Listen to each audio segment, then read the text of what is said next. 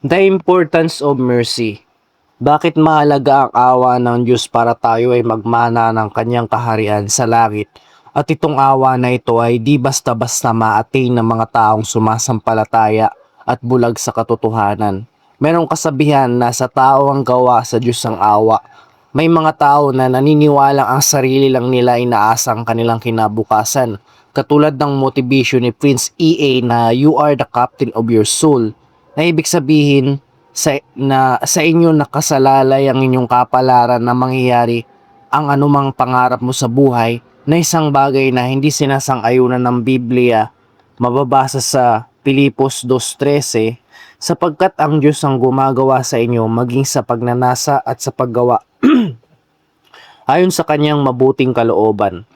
Kung liliwanagin, ang Diyos ang gumagawa sa atin maging sa pagnanasa, kasi ang totoo kung binasa mo ang talatang ito, ang kasabihan sa tao ang gawa, sa Diyos ang aawa. Kung babaguhin natin, kasi binasa natin ang Pilipos 2:13, sa Diyos ang awa, sa Diyos pa rin ang gawa, kasi ang Diyos ang gumagawa sa inyo maging sa pagnanasa at sa paggawa. Kaya kung nakakaramdam ka ng awa, ang Diyos ang gumagawa sa iyo, nagawan mo ng mabuti ang tao, kasi meron kang pagkataong loob na nakukonsensya kapag hindi ka tumulong sa kapwa. Maniwala kayo, lagi ko itong nararamdaman tuwing ako ay nakakakita ng pulube sa market, naawa ko. Kasi ang Diyos ang gumagawa sa akin na maawa ko, kasi ang Diyos ay maawain. Mateo 5:7, mapapalad ang mga mahabagin, sapagkat sila'y kahabagan. Sa ibang translation, mapapalad ang mga maawain, sapagkat sila'y kakaawaan. Gusto ng Diyos na ikaw ay maawain, kasi ang Diyos ay naaawa sa mga taong kinaawaan niya. Di mo ba alam, dahil sa awa ng Diyos naniniwala kung maraming maliligtas na mga taong naawa sa kanyang kapwa, kasi ang Diyos ay araw-araw nagpapahinuhod ang Diyos. Kasi bawat araw bago ang kanyang awa, na nagbibigay pag-asa pa sa mga taong masama para magbago at magsisi sa kanilang kasalanan para maging dapat sa Diyos. Bawat araw bago ang kanyang awa para maligtas tayong mga tao. Panaghoy 3:22 hanggang 23, sa mga kaawaan nga ng Panginoon ay hindi tayo nalipol, sapagkat ang kanyang habag ay hindi nauubos. Ang mga yaoy bago tuwing umaga, dakila ang iyong pagkatapat. Kaya bago ang awa ng Diyos araw-araw, imbis na maisip ng tao ay tumalikod sa masama para magsisi, ginagawa ng mga masasamang tao ay sinasamantala gumawa ng masama. Sabi 1,000 taon pa naman kaya hindi ako titigil uminom ng alak, sigarilyo, sugal, pang bababae, pang lalaki, tsaka na ako magbabago. Maling mindset ang ganun. Imbis na ma-realize mo ang pag-ibig ng Diyos, kaya siya nagpapahinuhod, ay dahil gusto ng Diyos bigyan pa ng pagkakataon ng mga taong masasama na magbago. Kasi mahal din ng Diyos ang mga masasama. Ang mga mayayaman na tao, alam ng Diyos na ma-pride ang mga mayayaman na tao. Kaya binigyan pa ng Diyos ng pag-asa para mangbalik loob sa Diyos. At ang perfect time ng kaligtasan ay ngayon. Wag mo ipagpabukas-bukas, wag mo ipag-delay-delay, kundi ngayon ang araw ng kaligtasan, sabi ng Diyos.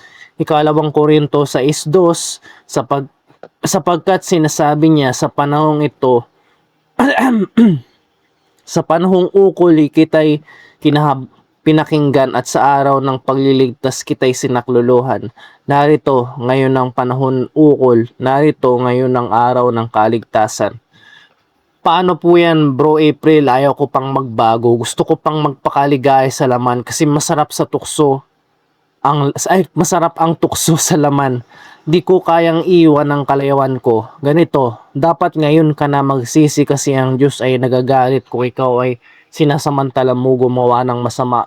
Kung patuloy ka gumawa ng masama, kung tatawag ka sa Diyos, hindi na siya makikinig. Kung hahanapin mo siya, hindi mo siya masusumpungan. Kawikaan 1:24 hanggang 27, sapagkat ako'y tumawag at kayo'y tumanggi. Aking inuunat ang aking kamay at walang nakinig, kundi inyong inuwi sa wala ang buho kong payo. at hindi ninyo inibig ang aking saway. Ako naman ay tatawa sa kaarawan ng iyong kasakunaan. Ako'y manunuya pagkat ang iyong takot ay dumarating. Pagka ang iyong takot ay dumarating na parang bagyo at ng iyong kasakunaan ay dumarating na parang ipu-ipo, pagka ang hirap at hapis ay dumating sa inyo. Alright? Kung ikaw naman ay tagalabas, wala sa iglesia ng Diyos, o alam mo sa budhi ang mabuti at masama, may kaligtasan ka din. Kasi ang mga taong di alam ang aral, ngunit alam nila sa budhi ang masama at mabuti pero gumagawa ng mabuti, ang mga taong ito ay may pag-asang maging dapat sa Diyos kahit hindi sila kaanib sa iglesia ng Diyos. Roma 2:14 hanggang 15, sapagkat kung ang mga hentil ay walang kautusan, sa katutubo ay nagsisigawa ng mga bagay na kautusan. Ang mga ito na walang kautusan ay siyang kautusan sa kanilang sarili, na nagtatanyag ng gawa ng kautusan na susulat sa kanilang puso, na pinatutuhanan nito pati ng kanilang budhi, at ang kanilang pag-iisip ay nagsusumbungan o nagdadahilanan sa isa't isa. Di ko problema ang mga taong nasa labas, pero alam nila sa budhi ang masama at mabuti, kasi sa labas Diyos ang humahatol. Problema na ng Diyos ang mga nasa labas, pero maliligtas pa rin sila kahit di sila umanib. Unang Korinto 5:13, dadapotan na nga sa labas Diyos ang humahatol. Alisin nga ninyo sa inyo ang masamang tao. Nung una, nag-aalala ako sa mga taong nasa labas nung bago pa lang ako maging superhero. Ang totoo, even heroes can save everyone. Tulad sa quote ng Marvel Superheroes. Kasi may mga taong nagpapakabuyo na gumawa ng masama. Wala silang awa sa kapwa kundi ginagawa nila ng masama. Pero may mga tao pa ring maliligtas, kaya di ako nag-aalala sa tagalabas na ito yung isabi ng Diyos sa akin. Roma 9:15, sapagkat sinabi niya kay Moises, ako'y maawa sa aking kinaawaan at ako'y mahabag sa aking kinahabagan. Kapag naawa ang Diyos sa iyo, you are lucky. Na-imagine ko sa paghuhukom, yan si Bro April, may kasalanan yan. Ba't yan mapupunta sa langit? Sabi ng taong masama. Si Bro April may kasalanan yan, nanonood ng bold. Sabi ng Diyos, naawa ko kay Bro April anong pake mo? Sino ka na humahatol sa iyong kapwa? Roma 14:4, sino kang humahatol sa alila ng iba? Sa kanya sariling Panginoon ay nagsisitayo siya o nabubuwal o papatayuin siya, sapagkat makapangyarihan ng Diyos na siya'y maitayo. Sinisino ng Diyos ang mga taong humahatol sa kapwa, kaya masama ang loob ko sa mga kaanib na MCGI na hinahatulan ng mga suspendidong kapatid. Ang totoo, naawa ang Diyos sa mga taong suspendido sa MCGI. May pagkakataon pa silang maligtas. Ikaw, hinahatulan mo, chinichismisan mo, pinapagsabihan mo ng mga bagay na hindi totoo, magagalit ang Diyos sa iyo. Sinisino ka ng Diyos? Sino kang humahatol sa alila ng iba? Kasi pati ang Diyos naaawa sa mga taong suspendido na nagsusumikap magbago. Pero ikaw, hinahatulan mo, masama ka nun. Na di ka tunay na kapatid kung hinahatulan mo mga suspendidong kapatid. Maawa ka, kasi kahit ang kaaway na sila o di na sila tunay na kapatid, gawan mo pa rin sila ng mabuti, maging masama man o mabuti ang kapatid na suspendido, kasi mapalad ang mga nagbibigay. Mateo 5:42, bigyan mo sa iyong humihingi at huwag mong tatalikdan ang sa iyo'y nangungutang. Nagbigay halimbawa ang ating Panginoong Hesus na magsisaklolo sa mga may hina, tulungan ng mga nangangailangan para maging mapalad ang mga nagbigay kaysa sa tumanggap. Gawa 20:35, nagbigay halimbawa ako sa inyo sa lahat ng mga bagay sa ganitong pagpapagal ay dapat kayong magsisaklolo sa may hina at alalahanin na salita ng Panginoong Hesus, na siya rin naman nasabi, lalo pang mapalad ang mga nagbigay kaysa sa tumanggap. Kaya huwag mong ipalagay ang pagsaklolo sa mga taong may hina o nangangailangan ay nagawa mo sa iyong sarili. Hindi ito ay nagawa mo sa iyong sarili, kundi hindi ito nagawa sa iyong sarili, kundi si Kristo ang may gawa. Hindi yung sarili. Kaya hindi ko tinalakay kanina na tama ang kaya ko tinalakay kanina ang tama ay Diyos ang gawa at Diyos sa Diyos din ang awa. Hindi sa Diyos ang awa sa tao ang gawa. Mali. Kasi kung wala si Kristo hindi ka makakagawa. Marahil ginagawa mo lang dahil napipilitan ka at nakikipiging ka nang wala sa puso. Dapat si Kristo ang gumagawa na nasa puso mo kasi kung wala kang Kristo, wala kayong magagawa. 1:15-5-7 Ako ang puno ng ubas, kayo ang mga sanga, ang nananatili sa akin at ako'y sa kanya ay siyang nagbubunga ng marami, sapagkat kung kayo'y hiwalay sa akin ay wala kayong magagawa. Kung kayo'y nagsisipanatili sa akin ang atang salita ko'y nagsisipanatili sa inyo, ay hingin ninyong anumang inyong ibigin at gagawin sa inyo. Alright? Di tayo makakagawa sa ating sarili kundi ang Diyos ang makakagawa sa atin. Si Kristo ang gumagawa na tayo ay makagawa ng mabuti. Kung hiwalay tayo kay Kristo, hindi tayo makakagawa. Maraming gawain sa MCJ mga kapatid, kaya ang Diyos pa rin sa Diyos pa rin ang kapurihan kung nakagawa tayo ng mabuti sa kapwa. Kung tayo ay nakakagawa sa charity event, kung wala si Kristo sa puso mo, walang-wala na tayo. Kaya kailangan natin si Kristo para makagawa tayo ng mabuti. Unang Korinto 12:6 At may iba't ibang paggawa. Dadapwat iisang Diyos na gumagawa ng lahat ng mga bagay sa lahat. Ang Diyos ang nagpapanasa sa iyo, gumawa sa iyo para makagawa ka ng mabuti. Ang kailangan muna natin ay ang awa ng Diyos na gumagawa sa atin, mga tao. Ang una ay magsisi muna tayo kung nakagawa tayo ng masama, manumbalik kung marami tayong pagkakamali para tayo ay magsisi at tutulungan ka na ng Diyos. Ang Diyos ang magtatrabaho sa iyo para makagawa ka ng mabuti, para tayo ay maligtas. Sa Diyos ang awa, sa Diyos ang gawa. Malakyas 3:17 At sila'y magiging akin, sabi ng Panginoon ng mga hukbo, sa araw ng aking gawin sa makatuwid, bagay isang tanging kayamanan at sa akin sila'y kaawaan, gaya ng isang tao na naawa sa kanyang mga anak na naglilingkod sa kanya. Kailangan lang natin ay gawin ay magsisi at patawarin tayo ng Diyos. Kung naglilingkod ka sa Diyos, magagawa mo ang magagawa ng Diyos na ikaw ay makagawa ng mabuti. Ang una muna nating gawin ay manumbalik sa Diyos, magbautismo, at doon na tayo makakagawa ng mabuti sa tunay na iglesia ng Diyos. Malakyas 3:7 Mula ng kaarawan ng iyong mga magulang at kayo'y nagpakaligaw sa aking tuntunin at hindi ninyo tinalima, manumbalik kayo sa akin at ako'y manunumbalik sa inyo, sabi ng Panginoon ng mga hukbo.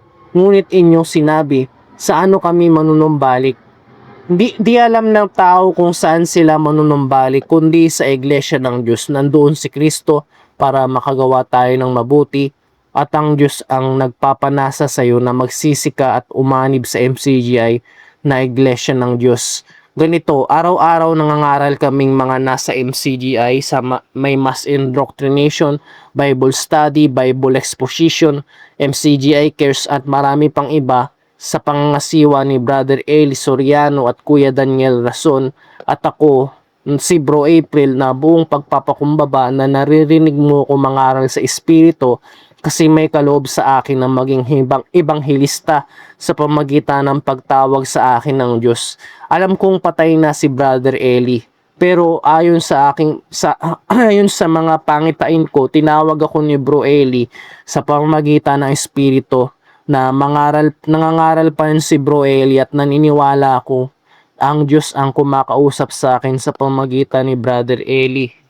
Unang Korinto 14:37 Kung iniisip ni numan na siya'y propeta ayon sa Espiritu, ay kilalanin niya mga bagay na sa inyo'y sinusulat ko na pawang utos ng Panginoon. Mga kapatid, naglalakas loob ako na sabihin sa inyo na tanggapin niyo ko bilang ibanghilista sa panahong nangangaral si Kristo sa huling panahon. Kasangkapan lamang po ako ni Kristo, sumusunod sa Kanya. Kaya ayokong magdagdag o magbawas ng Kanya salita. Gusto ko galing sa mga ngaral at galing sa Biblia ang sinasabi ko. Ayokong magpakahulugan sa sarili ko kahit si Kristo man din. Di siya nagsasalita sa Kanya sarili kundi galing sa Ama ang sinabi niya. Juan 12:49 hanggang 50.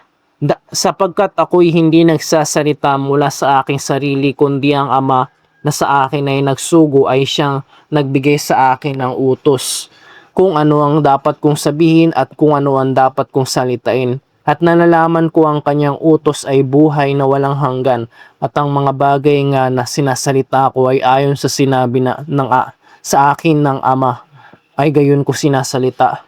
Galing sa Biblia ang sinasabi ko, binabasa lang naman ni Bro Eli at tinuro na galing kay Kristo sa Biblia, na galing din naman sa Ama na nasa langit kasi ang salita ng Diyos ay buhay, walang hanggan. Ang problema, di lahat ng tao willing makinig, di lahat ng tao ay makakapagbalik loob sa Diyos kasi sila ay masasama, ayaw magbago. Yung iba, hindi kami tinatanggap. Alam kong parehas kaming pangit ni Bro Eli. Kaya hindi kami gusto ng mga tao kasi ang sumisikat ay mga taong pogi at maganda na sinasamba ng mga tao, mga PSL gods at PSL goddess, mga Diyos-Diyosan na sumasamba sa mga tao. Huwag kayong mag-alala. I tried my best na maging good looking, maging pogi para lang magustuhan ninyo ako. Hindi pa naman ako poging-pogi pero naniniwala ako sa Diyos na kaya niya akong papugiin sa pamagitan ng kanyang katwiran. Hiniling ko sa Diyos na maging pogi ako kasi alam kong nagtatangi ang tao kaya ayaw ko pa rin kung ayaw pa rin niyo sa akin ay hindi kayo nakikinig. Ito ang sabi ng Diyos. Kawikaan 1:24 hanggang 30, sapagkat ako'y tumawag at kayo'y tumanggi. Aking niunat ng aking kamay at walang nakinig. Kundi inyong inuwi sa wala ang buhok payo at hindi ninyo inibig ang aking saway. Ako naman ay tatawa sa kaarawan ng iyong kasakunaan. Ako'y manunuya pagkat ang iyong takot ay dumarating. Pagka ang iyong takot ay dumarating na parang bagyo at ang iyong kasakunaan ay dumarating na parang ipo-ipo, pagka ang hirap ay hapis ay dumating sa inyo. Kung magkagayon tatawag sila sa akin ngunit hindi ako sasagot. Hahanapin nila ako masikap ngunit hindi nila ako masusumpungan. Sapagkat kanilang ipinagtanim ang kaalaman at hindi pinili ang takot sa Panginoon. Ayaw sila ng aking payo at kanilang hinamak ng ang buo kong saway. Ganito mga kapatid, gaya ni Kristo, ginawa niya ang lahat para maligtas tayo mga tao dahil sa kanyang pag-ibig niya sa sangkatauhan. Ganon din ako bilang halimbawa ni Kristo, gagawin ko ang lahat manumbalik para manumbalik sa Diyos ang mga tao. Di ako si Kristo, halimbawa lang din ako ni Kristo na gusto kong maging superhero, mangaral sa espiritu para maligtas ang mga tao.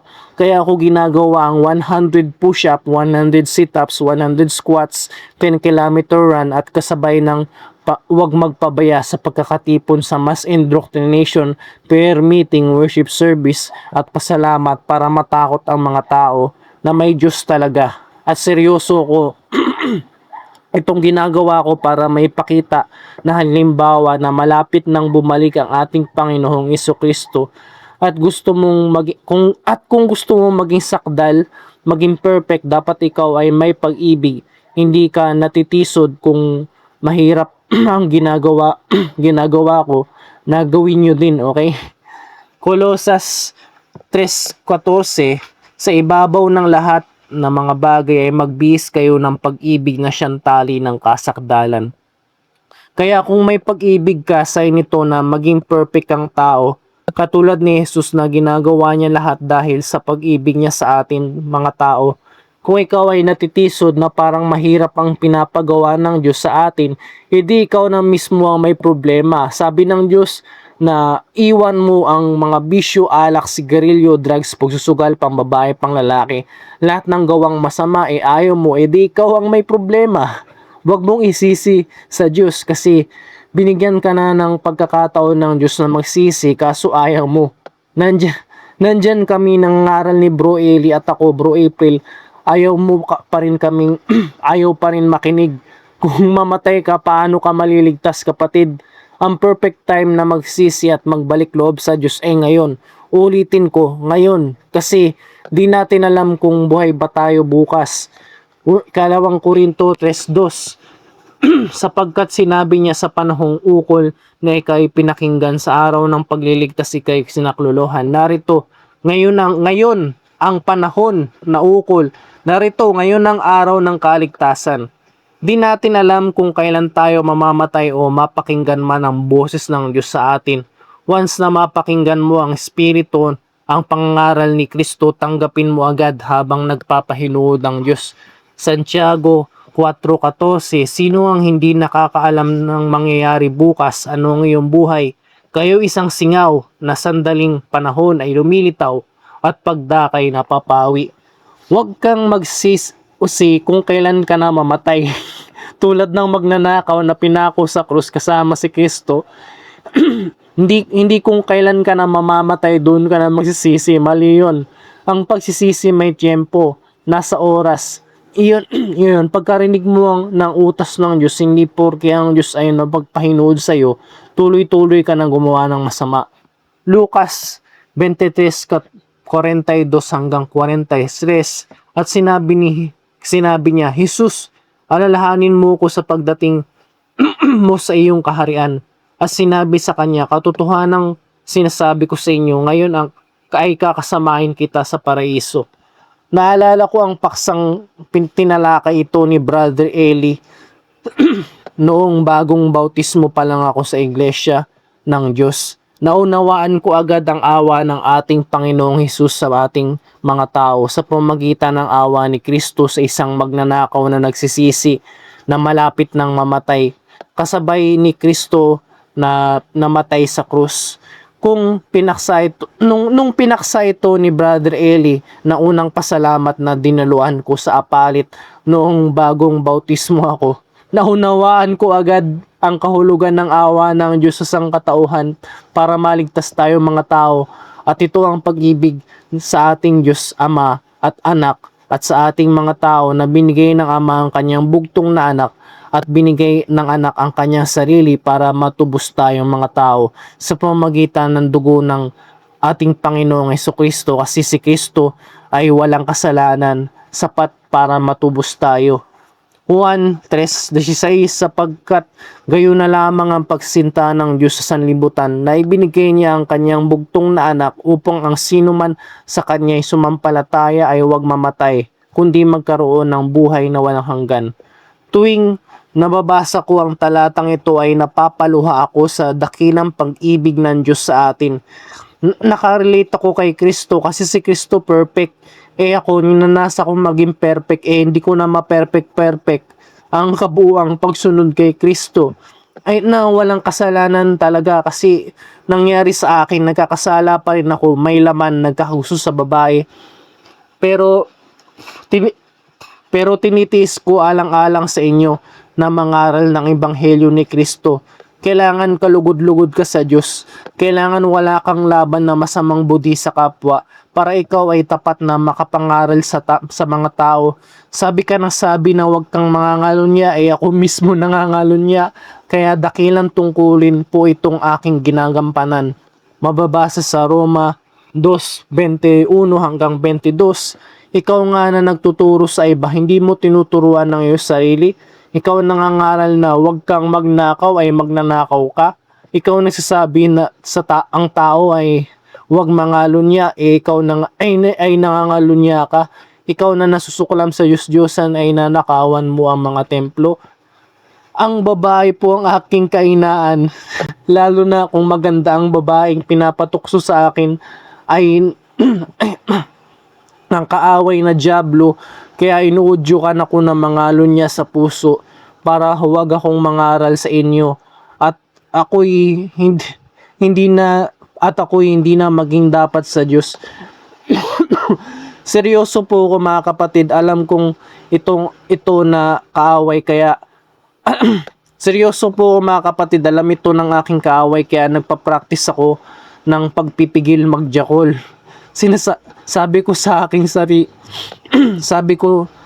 ako na sabi na na ang mga babae magdamit ng mahinhin sa iglesia kapag dumadalo ng pagkakatipon. Iyak ako ng iyak kung nakakaramdam ako ng nasa ng laman. Loobin po, makapagtiis po ako mga kapatid, alang-alang sa pangangaral ng dakilang tungkulin ng Diyos na binigay sa akin. Dakilang pagtawag mo itong tungkulin, sa puso ko'y iingatan, iibigin. Ito ay aking sumpa, magpahanggang libing. Hanggang langit tungkuling bigay sa akin tungkuling bigay sa akin tungkuling bigay tungkulin.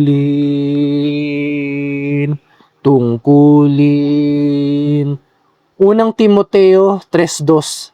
Dapat nga ang obispo ay walang kapintasan, asawa lamang ng isang babae, mapagpigil, mahinango ng pag-iisip, mahusay, mapagpatuloy, sapat na makapagturo. Ito ang utos ng Diyos sa akin na ako'y dapat walang kapintasan, magpigil sa gawain ng laman, magpakahinahon ng pag-iisip, mahusay, mapagpatuloy, at sapat na makapagpaturo. It doesn't matter kung may asawa ba ako o wala. Kasi alam kong tuwing ninanasa ko magkaroon ng asawa, nakaramdam ako ng pag-uusig.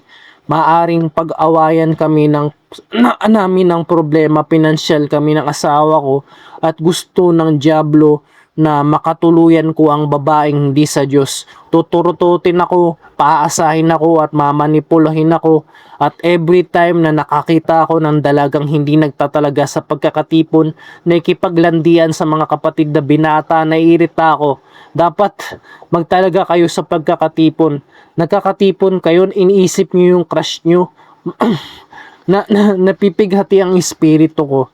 Roma 12:1-2. Kaya nga mga kapatid, ipinamanghit ko sa inyo alang-alang sa mga kahabagan ng Diyos na iyong hiharap ang iyong katawan na isang haing buhay, banal, kaaya-aya sa Diyos, na siyang ininyong katampatang paglilingkod espiritual. At huwag kayong magsiayon sa sanlibutan ito, kundi magiba kayo magiba kayo sa pamamagitan ng pagbabago ng iyong isip. Upang mapatunayan ninyo kung alin ang mabuti at kaaya-aya at lubos na kalooban ng Diyos. Pag naghahain tayo ng pasalamat sa Diyos, tuwing nagpapasalamat, hinahandog natin ang ating katawan para maging kalugod-lugod sa Diyos na haing buhay, para makapaglingkod tayo sa Diyos na kalugod-lugod sa Kanya. Ibig sabihin, kung nagbabanal tayo ay nalulugod ang Diyos tuwing nagkakatipon tayo.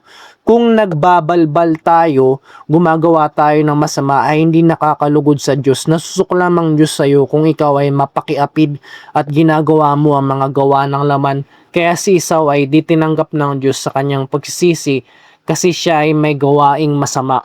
Hebreo 12:16-17.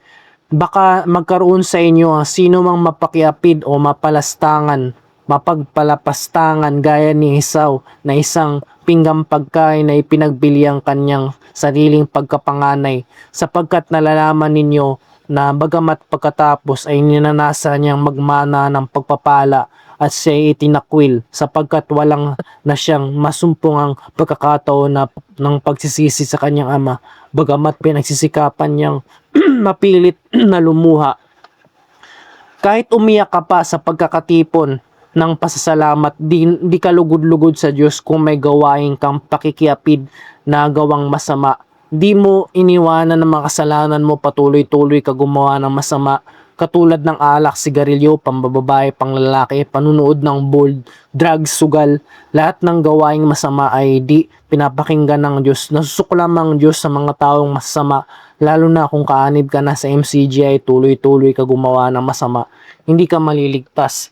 Kawikaan 15:29, ang Panginoon ay malayo sa masama, ngunit ang kanyang dinidinig ang dalangin ng mga matuwid. Kung ikaw naman ay matuwid na nagsisisi sa kasalanan at di tuloy-tuloy na gumawa ng masama, kundi tumitigil sa gawang masama at nagsisisi, magkasala man siya ng hindi sinasadya, maawa ang Diyos kasi alam ng Diyos na nasa sanlibutan tayo at alam ng Diyos na hindi natin mapeperpe kasi tayo ay may laman. Alam ng Diyos at si Kristo kasi ang ating Panginoong Hesukristo ay nagkatawang tao kaya naawa siya sa atin. Kung paanong si Kristo ay nagkatawang tao, nakaramdam ng gutom, uhaw, nasa laman, hindi naman sa kapusungan, sa espiritu, sa tingin ko nagkagusto din sa babae ang ating Panginoong Hesukristo.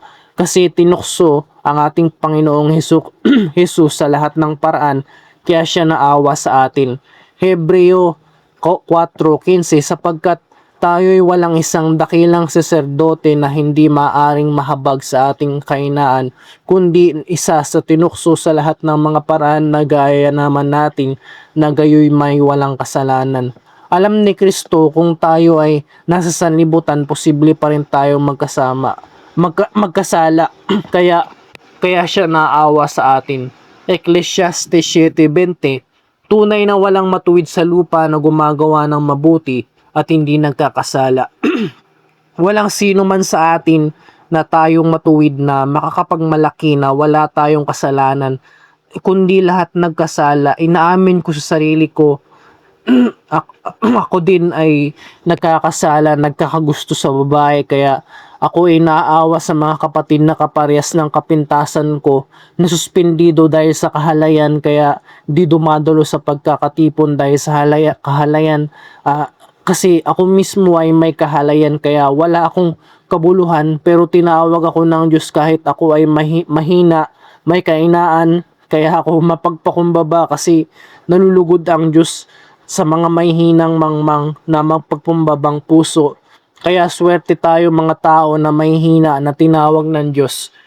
Unang Korinto 1:26-27, sapagkat masdan ninyo ang sa inyo'y pagkatawag, mga kapatid, na hindi maraming marurunong sa laman, at hindi ang maraming may kapangyarihan, kundi maraming mahal na tao. Hindi ang maraming mahal na tao ang tinawag, kundi pinili ng Diyos sa mga bagay na kamangmangan na sa libutan upang hiyain niya ang mga marurunong. Pinili ng Diyos sa mga bagay na may hina ng sanlibutan upang hiyain niya ang mga bagay na malalakas. Kung paanong si Kristo na gutom na uhaw, pinag-usig, tinakwil ng mga tao, ganun din tayo mga tao na sumusunod sa Kanya. Kaya ako nakakaramdam ng pag-uusig at tukso kasi alam ng mga demonyo na alagad ako ni Kristo. Kaya bilang halimbawa ng ating Panginoong Hesus kung paanong si Hesus pinag-usig, ganoon din tayong mga tao na sumusunod sa Diyos. Juan 15:20, alalahanin ninyo ang salitang sa inyo'y sinabi, ang alipin na hindi dakila sa kanyang Panginoon. Kung ang ako'y kanilang pinag-usig, kayo naman ay kanilang pag-uusigin din. Kung tinupad nila ang aking salita, ang sa inyo man ay ang inyo man ay tutuparin din. Kaya mapalad ang mga Kristiyanong sumusunod kay Kristo kasi alam ni Kristo na kung susunod tayo sa Kanya, makakaranas tayo ng kapighatian di sa sanlibutan. Kaya mapapalad ang Kristiyano na pinag-uusig. Juan 21-23, mapalad kayong nagugutom ngayon sapagkat kayo'y bubusugin. Mapalad kayong magsisitangis ngayon sapagkat kayo'y magsisitawa. Mapalad kayo kung kayo'y kapuotan ng mga tao at kayo'y hiwalay nila at kayo'y alimurahin at itakwil ng iyong pangalan na tila masasama dahil sa anak ng tao. Magalak kayo sa araw na iyon at magsilukso kayo sa kagalakan sapagkat narito ang ganti sa inyo ay malaki sa langit, sapagkat sa gayoy din paraan ay ginawa ang ng kanilang mga magulang sa mga propeta. Bilang Kristiyano, madami tayong kaaway dito sa sanlibutan. Kaya di ako taga dito sa sanlibutan, kaya kundi taga langit. Tayong mga Kristiyano ay naglalakbay lamang dito sa sanlibutan kasi sa sanlibutan may kapighatian tayo. Hebreo 11:73. Ayon sa pananampalataya ay nangamatay ang mga ito na hindi kinamtan ang mga pangako, ngunit kanilang nakita at natanaw sa malayo at kanilang ipinahayag na sila'y pawang taga ibang bayan at naglalakbay sa ibabaw ng lupa.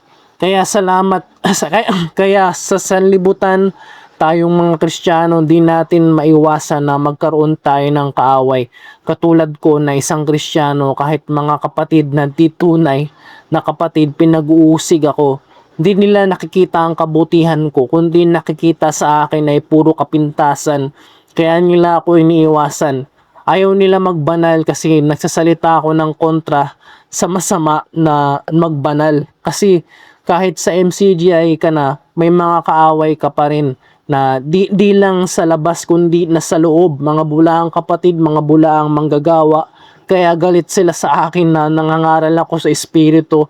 Di nila ako matanggap dahil sa inggit, pero iniibig ko pa rin sila. Tinitiis ko pa rin sila para lang maligtas ang mga taong masama na walang na walang mag-ibig na magkaroon ng pag-ibig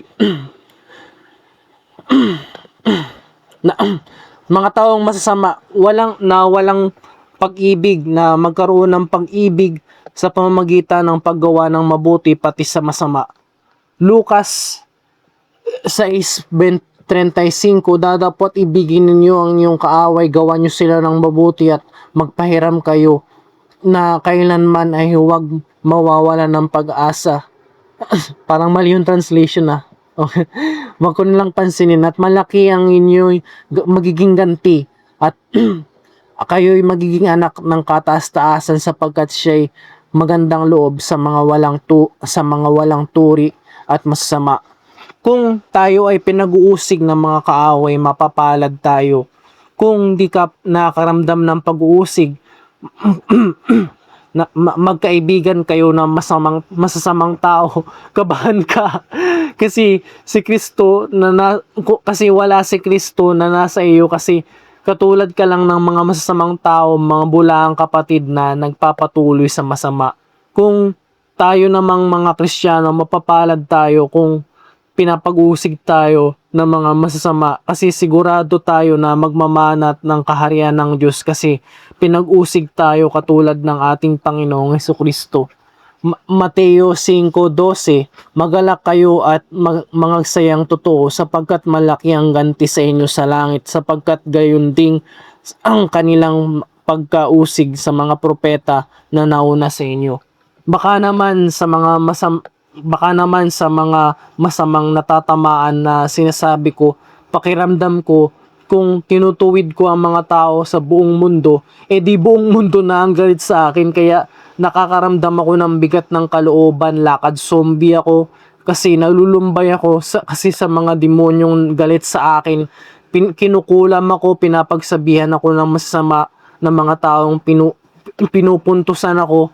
Yan si Bro April, palalo yan, antikristo yan. Kasi nagkikristo-kristuhan, jakolero yan, babaero yan, bakla yan. Sari-saring masama ang peratang sa akin ng mga taong masasama, mga demonyo. Hindi nila alam ang salita ng Diyos ang sinasabi ko, kaya galit sila sa akin. Ang salita ng Diyos ay nasa katwiran, di ng aking sarili, kaya galit kayo sa akin kasi salita ng Diyos ang sinasabi ko. Kawikaan 8:8, lahat ng salita ng aking bibig ay sa katwiran, walang bagay na liko o suwail sa kanila. Kung nasa katwiran ang sinasabi ko, galit sila sa mga salita ng Diyos na sinasabi ko, edi magalit kayo sa sarili nyo. May mga taong galit sa katwiran, binaligtad ang utak, mga mabuti ang sinasabi ko ay masama at ang masama na ginagawa nila ay naaring mabuti.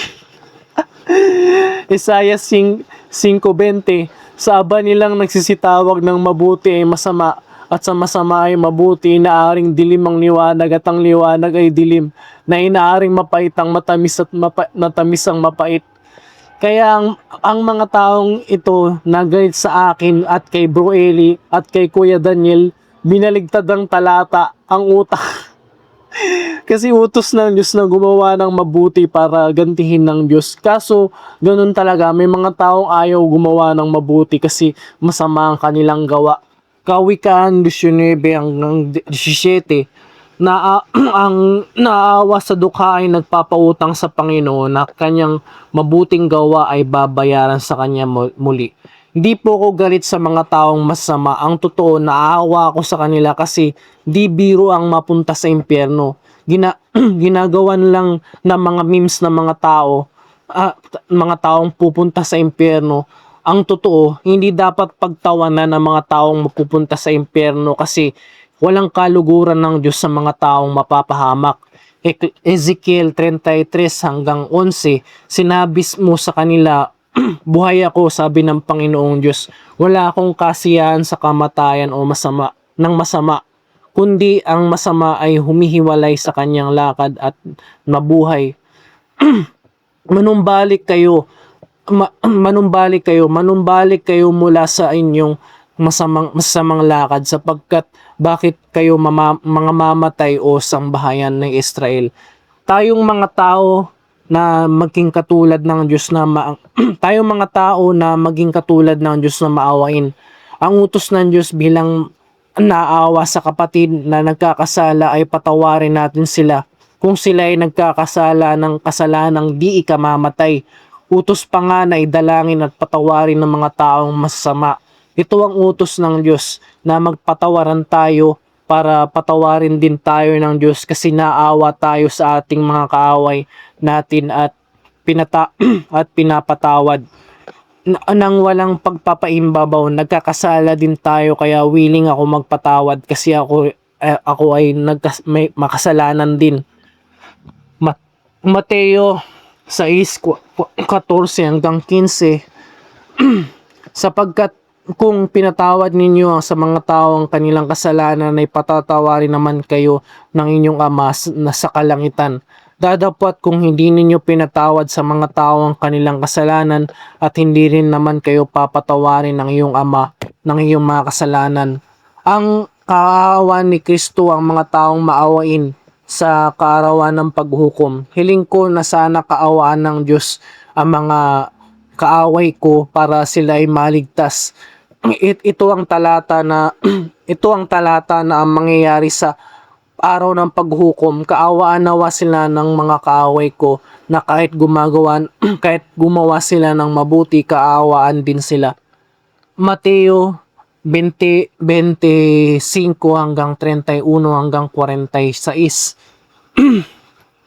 Dadapwat nagparito ang anak ng tao na nasa kanyang kaluwalhatian, nakasama niya ang lahat ng maanghel. Kung magkagayoy, nagluluklok siya ng luklukan sa kanyang kaluwalhatian, at itupunin sa harap niya lahat ng mga bansa, at sila'y pagbubuklo din niya sa gawa ng pagbubuklod-buklod ng pastor sa mga tupa at sa mga kambing. At nilagay niya ang mga tupa sa kanyang kanan, dadapwat sa kaliwa ang kambing. Kung magkagayoy, sasabihin ng hari na nangasala kanyang kanan, magsiparito kayo, mga pinagpala ng aking Ama, manahin ninyo ang kaharian na nakahanda sa inyo, buhat pa na itatag sa libutan, sapagkat ako'y nagutom at inyo akong pinakain, ako'y nauhaw at inyo pinainom, ako'y naging taga-ibang lupang bayan at inyo akong pinatuloy, maging hubad sa inyo at ako'y pinaramtan, ako'y nagkasakit at inyo akong dinalaw, ako'y binalanggo at inyo akong pinaroonan. Kung magkagayoy, sasagutin siya ng mga matuwid na nagsasabi, Panginoon, kailan ka namin nakitang nagutom at pinakain ka namin, o nauhaw at pinainom ka? At kailan ka namin nakitang taga-ibang bayan ay pinatuloy ka, o hubad na pinaramtam ka? At kailan ka namin nakitang may sakit o nasa bilangguan at dinalaw ka namin? At sasagot ang hari at sasabihin sa kanila, katotohanan ng sinasabi ko sa inyo, yamang inyong ginawa sa mga ito na aking mga kapatid, kahit sa pinakamaliit na ito ay aking inyong ginawa. Kung magkagayoy sasabihin naman niya sa nasa kaliwa, magsilayo kayo sa akin, kayo mga sinumpa, at pasaapoy kayo na walang hanggan na hinanda sa diablo at kanilang mga anghel. Sapagkat ako'y nagutom at hindi ninyo ako pinakain, ako'y nauhaw, di ninyo ako pinainom, ako'y naging taga-ibang bayan at hindi ninyo ako pinatuloy, hubad, hindi ninyo ako pinaramtam, may sakit na nasa bilangguan at hindi ninyo ako dinalaw. At magkagayoy sila na may magsisagot at magsisipagsabi, Panginoon, kailan ka namin nakitang nagutom, nauhaw, o sa taga-ibang bayan, o nahubad, o may sakit, o nasa bilangguan, at hindi ka namin pinaglingkuran? Kung magkagayoy sila ay sasagutin niya at sasabihin, katotohanan ang sinasabi ko sa inyo, yamang hindi ninyo ginawa sa maliit na ito at hindi ninyo ginawa sa akin. At nang ito'y magpaparoon sa walang hanggang kaparusahan, dadapwat ang mga matuwid ay sa walang hanggang buhay, sapagkat ako'y nagutom at hindi ninyo pinakain, ako'y nauhaw at di ninyo pinainom, ako'y maging taga-ibang bayan at di ninyo ako pinatuloy, ako'y at hubad, di ninyo ako pinaramtan, may sakit at di ninyo binangguan, at di ninyo ako dinalaw. Kung magkagayoy sila na may magsasagot sa Panginoon, nagsasabi, kailan ka namin nakitang nagutom, nauhaw, taga-ibang bayan, o hubad, o may sakit na nasa binangguan at di ka namin pinaglingkuran? Kung magkagayoy sasagutin niya, katotohanan ang sinasabi ko sa inyo, yamang hindi ninyo ginawa sa maliliit na ito ay hindi ninyo ginawa sa akin. At kung magkagayoy paparoon sa walang hanggang kapurusahan, dadapwat ang matuwid ay sa walang hanggang buhay. Okay, ang pangunahing utos sa kapatiran ay ang pag-ibig. Kung may pag-ibig ka, sigurado ka na ikaw ay maliligtas. Juan 13:34 hanggang 35 hanggang 35. Isang bagong utos ang binigay ko sa inyo, na kayo'y mag-ibigan sa isa't isa, na kung paano inibig ko kayo ay mag-ibigan naman kayo sa isa't isa. Sa ganito'y makikilala ng lahat ng mga tao na kayo ay aking alagad at kayo may pag-ibig sa isa't isa. Ang gumagawa ng mabuti may kabanalan ang gumagawa ng mabuti ay kabanalan. Ang pagsasanay ng kabanalan ay malulugod ang Diyos. Kasi kung ikaw ay matuwid at hinahandog mo ang katawan mo sa Diyos, ikaw ay kalulugdan ng Diyos. Loobin po na di lang ako ang magbabanal, pati rin kayo mga kapatid. Kaya ako nagpapabanal para maging halimbawa sa inyo. Roma 12:1. Kaya nga mga kapatid, ipinangmamanghik ko sa inyo, alang-alang sa kahabagan ng Diyos, na inyong iharap ang iyong katawan na isang haing buhay, banal, kaaya-aya sa Diyos, na siyang inyong katampatang paglilingkod espiritual.